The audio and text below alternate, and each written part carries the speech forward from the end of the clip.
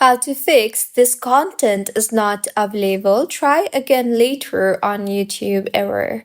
Hello everyone, I am Bishaka and welcome to our channel. Now let's get right into the tutorial.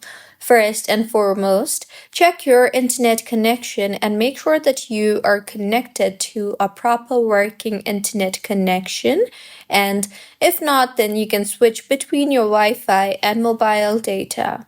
See if that helps, and if not, then if you are using a browser, then restart or refresh the browser. And if you are using the YouTube app, then simply completely close the app and reopen the app, as this will give the app a fresh restart.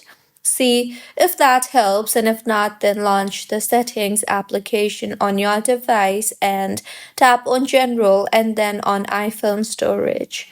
Here, navigate to YouTube and tap on it, and then offload the app and reinstall the app again, as doing this will clear the cache in the application. See if that helps, and if not, then open App Store and tap on the search bar and search for YouTube and make sure the YouTube application is updated to its latest version for the app to perform smoothly.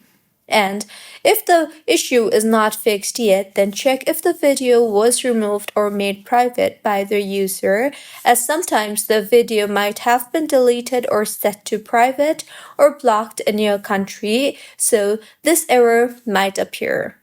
See if that helps, and if not, then you can try to log out of your YouTube and your Google account and then sign back in, and your issue should have been fixed by now. Also, make sure that your date and time is correct. So, in settings again, tap on general and then on date and time, and then go ahead and make sure the toggle button for set automatically is toggled on, and if not, then toggle it on. And if your issue is not fixed yet, then you can try using YouTube in another device. And if it works elsewhere, then the issue could have been with your device settings. So these were a few fixes on how you can fix this content is not available. Try again later on YouTube.